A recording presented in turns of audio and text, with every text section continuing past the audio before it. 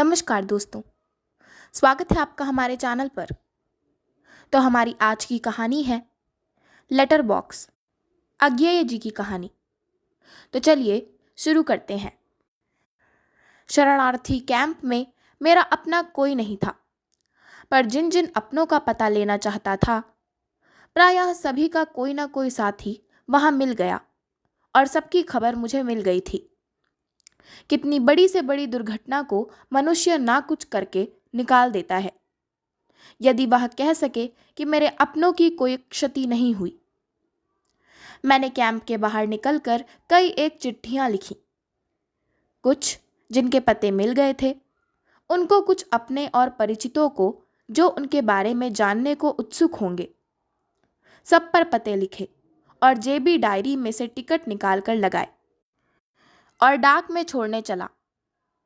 छुट्टी का दिन था, पर मुझे डाकघर से कुछ लेना नहीं था। कैंप जाते हुए मैंने देख लिया था कि रास्ते में वहां डाकघर पड़ता है, ताकि डाक जल्दी से निकल जाए। छोटी जगहों में लेटर बॉक्स से डाक निकलने में एक दिन की देरी तो होती है, अधिक ना हो। छोटी जगहों में कोई त्वरा का बोध ही नहीं होता।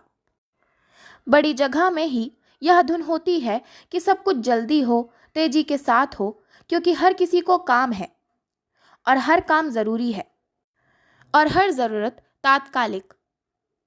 डाकघर पहुंचकर देखा, बॉक्स के मुंह पर टीन का ढक्कन लगा रहता है। वह टेढ़ा होकर मुंह में ऐसा फंसा है कि चिट्ठी भीतर डालना मुश्किल है। चिट्ठी फंसकर रुक जाती है।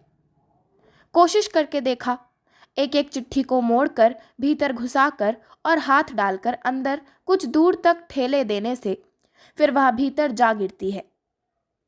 भीतर फर्श पर गिरने की आवाज खिश सुनाई देती थी। मैं चिट्ठियों को एक एक करके डालने लगा। देखा, मुझसे कुछ दूर पर एक छोटा सा लड़का मेरी ओर देख रहा है। मन उस पर केंद्रित नहीं हुआ, यूं ही मैं उसकी ओर मुस्कुरा दिया।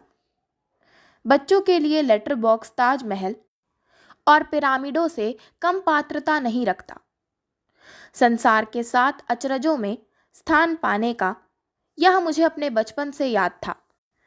भीतर चिट्ठी छोड़ दें और जहां चाहो पहुंच जाए। और लेटर बॉक्स ज्यों का त्यों, क्या यह जादू से कुछ कम है? और लेटर बॉक्सों में यह अनोखा है जिसके मुंह में चिट्ठी डालने के लिए मुंह ढूंढना पड़ता है और फिर चिट्ठी तक ठेलनी पड़ती है। लेटर बॉक्सों में कबंध है। यह लड़का मेरी चिट्ठी डालने के व्यायामों को देख रहा होगा। अस्पष्ट ढंग से यही सब सोचते हुए मैं उसकी ओर मुस्कुरा दिया। अंतिम चिट्ठी छोड़ता हुआ मैं फिर चेहरे पर मुस्कान फैलाकर उसकी ओर मुड़ा।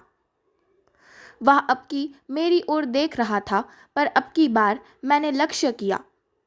उसके चेहरे पर कौतूहल नहीं, धैर्य का भाव है, अपार धैर्य का और प्रतीक्षा का।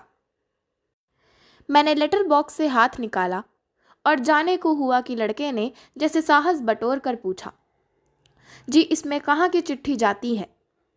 मैंने कहा, सब जगह की। तुझे कहाँ भेजनी है चिट्ठी? बाबूजी को। हाँ, मगर कहाँ कोई जगह भी तो होगी। कहते हुए मैंने देखा, उसके हाथ में एक कुचला मुचला पोस्ट कार्ड भी है। मैंने उसके लिए हाथ बढ़ाकर कहा, देखूं। उसने कुछ अनाश्वस्त भाव से पोस्ट कार्ड मेरी ओर बढ़ाया। मैंने उसे हथेली पर बिल्कुल सीधा किया। देखा कि पोस्ट कार्ड पर तो मोटे मोटे अक्षरों में कुछ लिखा है, पर पते की जगह खाली है। मैंने हंसकर, पता भी तो लिखना होगा पगले। क्या पता है? सो तो बाबूजी बताएंगे, मुझे क्या मालूम। आवाज रुआसी हो गई और मैंने देखा ओठों की कोर कांप रही है। मैंने तनिक नरम होकर पूछा, तुम्हारा घर कहाँ है? शेखपुरे। अब स्थिति बिजली की कौंध की तरह मेरी समझ में आ गई। मैंने उसे ध्यान से देखा। उम्र कोई 5 वर्ष, उजला गोरा रंग। यद्यपि इस समय मैल की धारियों ने उसे छिपा लिया है। तन पर एक फटी कमीज और एक और भी फटा कोट। कमर के नीचे नंगा। टांगों पर जहां तहां चोटों के सूखे खुरंट और पैर सूजे हुए, सिर नंगा, बाल रूखे और कुछ भूरे से आंखों में एक गहराई जो निरी बचपन की गहराई नहीं, एक छिपाव, एक काठिन्य और दूरी लिए हुए है। मैंने और भी नरम स्वर में पूछा, शेखपुरे में कहाँ? बीरावली। बाबूजी तेरे वही हैं? नहीं, वहां से तो चले थे। तू यहाँ किसके साथ आया? एक आदमी के साथ। कौन आदमी? नाम नहीं पता? नहीं, रास्ते में था। मैं डाक घर के बरामदे की रेलिंग के सहारे बैठ गया और उससे पूरी बात पूछने लगा। लड़के का नाम रोशन था। घर से वह माँ और चाचा के साथ चला था। लाहौर जाने के लिए पिता भी गांव से शेखपुरे तक साथ आए थे। वहां से अलग हो गए थे, एक दूसरे गांव में जाने के लिए, जहां से रोशन की बुआ और फूफा को लाना था। दोनों बूढ़े थे और बाल बच्चा उनका कोई नहीं था।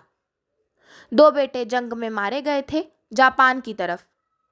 लाहौर में आ मिलने को कह गए थे। लाहौर की तरफ जाते जाते और भी कई लोग उनके साथ हो गए थे, लेकिन रास्ते में कुछ लोगों ने बंदूकों से बहुत सी गोलियां चलाईं और कुछ साथ के मारे गए। चाचा भी मर गए, पर साथियों ने रुकने नहीं दिया। बहुत जल्दी जल्दी बढ़ते गए। लाहौर में बाबूजी के मिलने की बात थी, पर लाहौर वे लोग गए ही नहीं थे। रास्ते में और बहुत से लोग मिले थे। उन्होंने कहा कि लाहौर जाना ठीक नहीं, इसलिए रास्ते में से मुड़ गए। दूसरे दिन फिर 2-4 लोग गोलियों से मर गए। फिर एक जगह बहुत से लोगों ने लाठी और कुल्हाड़ी लेकर वार किया। जमकर लड़ाई हुई, पर हमला करने वाले बहुत थे। इधर के आदमी बहुत से मारे गए या गिरे गए। वे लोग औरतों को पकड़कर ले जाने लगे। माँ को भी उन्होंने पकड़ लिया। माँ चिल्लाई, पर जिसने पकड़ा था उसने जोर से उनका मुंह अपने कंधे से दाब दिया। तब माँ ने कंधे पर बड़े जोर से काट लिया और उस आदमी के झंझाड़ने पर भी नहीं छोड़ा। तब उस आदमी ने चीख कर माँ को झटके के साथ अलग करके जमीन पर पटक दिया और कुल्हाड़ी की उल्टी तरफ से मुंह पर वार किया। माँ चिल्लाई तो रोशन ने आंखें बंद कर ली। खोली तो माँ का मुंह, नाक, जबड़ा कुछ नहीं था। लहू से भरा सिर था बस, और वह आदमी माँ की छाती पर एक पैर रखकर अभी और चोट करता जा रहा था। मुंह पर साथियों ने रोशन को पकड़ा और लड़ते लड़ते भागते चले। दूर निकल गए तो कुछ आक्रमणकारियों ने पीछा छोड़ दिया। कुछ औरतों को वे पकड़ ले गए। 8-10 दिन में रोशन की टोली जालंधर पहुंची, पर तब उसमें पहले दिन का एक भी साथी नहीं था। सब नए चेहरे थे और इन्हीं में से एक उसे वहां तक ले आया था। वह कैंप में था, रोशन भी, पर रोशन का जी नहीं लगता वहां और बाबूजी के पास जाना चाहता है। माँ तो मर गई। लड़का रोने लगा था, रोता जाता था और कहानी कहता जाता था। मैं और भी पूछ सकता, पर इससे आगे जानने को क्या था। मैंने कहा, रोशन तू कैंप में लौट जा और वहीं रह अभी। मैं तेरा नाम और कैंप का पता देकर रेडियो से खबर करवाऊंगा। तेरे बाबूजी गर सुनेंगे तो तुझे चिट्ठी लिखेंगे और फिर यहीं कैंप में आ सकेंगे, समझा? मैं उसकी पीठ थपथपाकर उठा। और मेरी चिट्ठी, मैं भी तो उन्हें लिखना चाहता हूँ। मैं ठिठक गया। हाँ, तेरी चिट्ठी। तेरी चिट्ठी आगे क्या कहूँ? बच्चे से धोखा करना बहुत बड़ा पाप है। मैंने कहा, इस कार्ड को तू शेखपुरे गांव के पते पर डाल दे। हाँ, वहां से तो चले गए।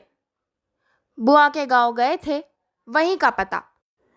वहां तो उनको लेने गए थे, वहां बैठे थोड़े ही रहेंगे।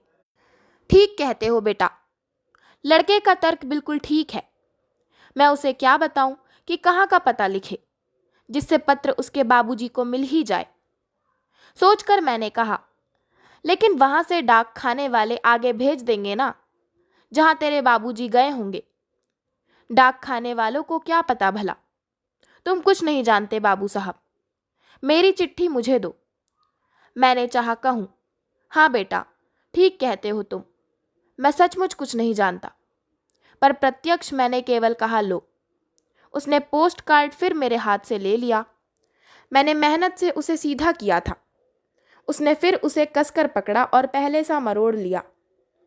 मैं धीरे धीरे वहां से हटकर चलने लगा। चलते चलते मैंने देखा उसके चेहरे के आंसू सूख गए हैं और वही सीमाहीन धैर्य का भाव उसके चेहरे पर लौट आया है कि शायद अब मेरे बाद जो चिट्ठी छोड़ने आए वह मुझसे अधिक जानता हो और उसे बता दे कि वह अपनी चिट्ठी किस पते पर छोड़े ताकि वह बाबूजी को मिल जाए। तो इसी के साथ मैं अपनी आज की कहानी लेटर बॉक्स का समापन करती हूँ। आशा करती हूँ आपको हमारी आज की कहानी लेटर बॉक्स पसंद आई होगी। अगर आपको हमारी आज की कहानी पसंद आई हो तो हमारे चैनल को सब्सक्राइब करें, वीडियो को लाइक करें और बेल आइकन दबाना ना भूलें। धन्यवाद।